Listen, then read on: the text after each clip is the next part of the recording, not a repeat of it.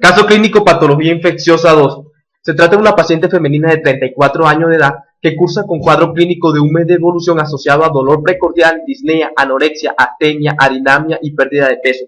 Llega con un antecedente positivo para VIH. Conociendo las características moleculares y biológicas, se sabe que es un lentivirus de la familia Retroviridae, que también se sabe que pues cursa con dos tipos, el VIH1 y el VIH2, siendo más frecuente el VIH1. De acuerdo a la estructura, se sabe que la partícula está formada por dos cadenas de ARN que están contenidas en un núcleo de proteínas víricas rodeadas a su vez por una bicapa de fosfolípidos que también incluye proteínas que son codificadas por el virus.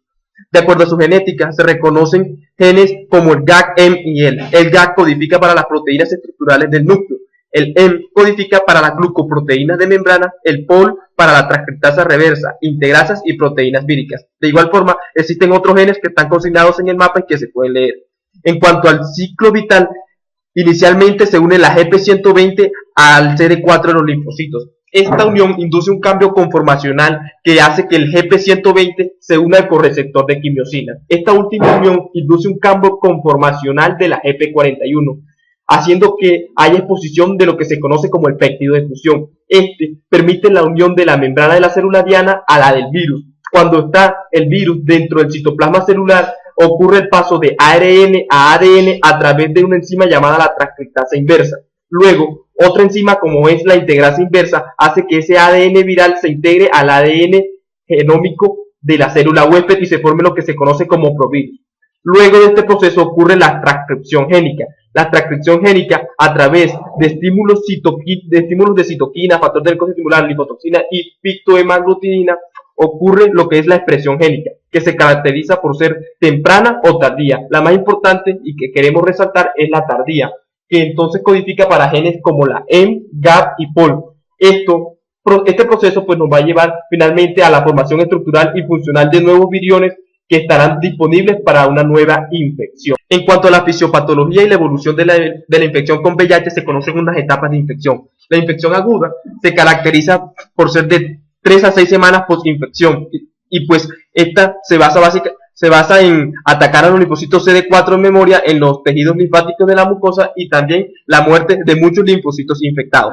La segunda fase es la infección latente. Esta se caracteriza por la migración del virus hacia los ganglios linfáticos y el vaso.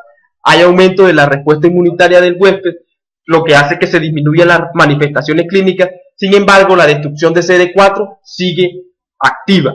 La última etapa es la del SIDA, que es la que consideramos como discusión de grupo que está nuestro paciente. En cuanto a la sospecha del foco pulmonar y el sistema nervioso central y el recuento de los linfocitos, entonces los encasillamos como un estadio C3. El SIDA, pues en la literatura se considera importante en pacientes que tienen un recuento de linfocitos CD4 menor a 200 células por metro cúbico. En el caso de nuestro paciente llega con un recuento de 11 células por cada metro cúbico. Siguiendo con estas características de esta etapa, se caracteriza por la disminución masiva del conteo de los linfocitos T.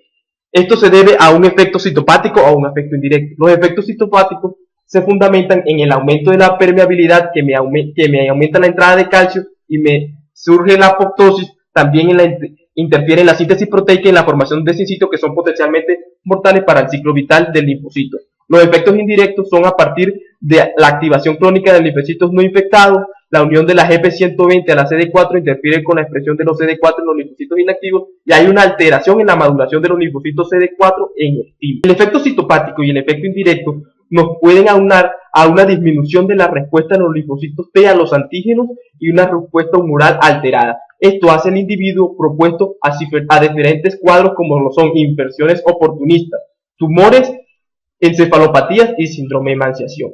En cuanto a los tumores, en nuestro paciente se sospecha de un linfoma en sistema nervioso central versus a una infección que más adelante lo explicaremos.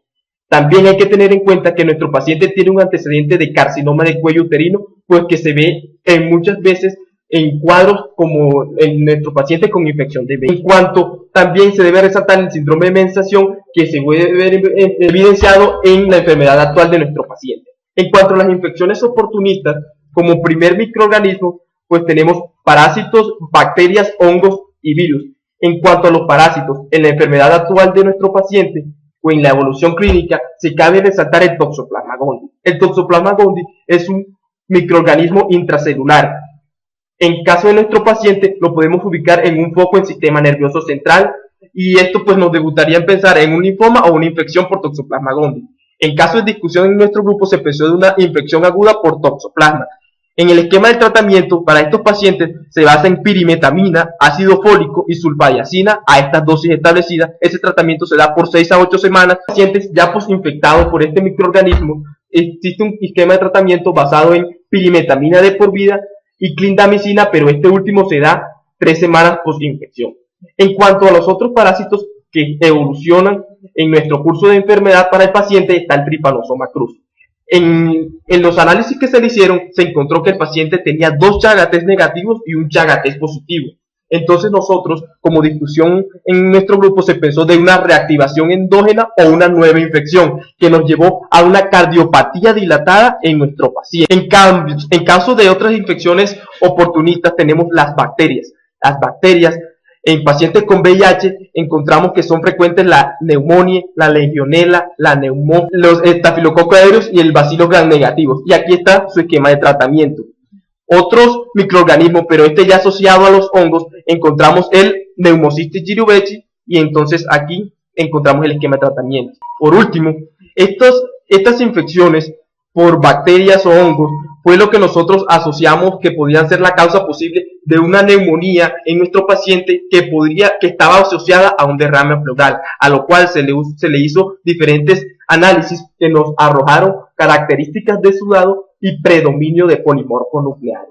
Este cuadro clínico nos evolucionó al shock séptico, y cabe resaltar que la disminución de la respuesta de los linfocitos T a los antígenos y una respuesta humoral alterada, en nuestro caso queremos también hacer resaltar que la cardiopatía dilatada también se puede ver en nuestros pacientes con VIH, y pues que nosotros pensamos en un interrogante si fue por VIH o si fue por Chagas.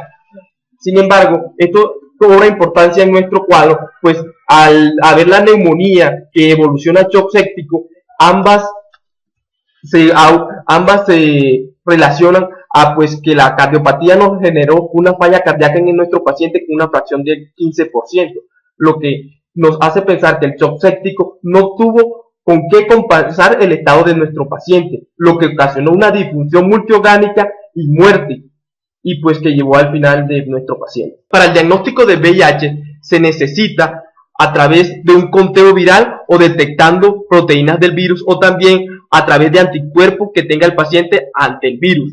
Para este último se necesita de una prueba sensible presuntiva como lo es el ELISA.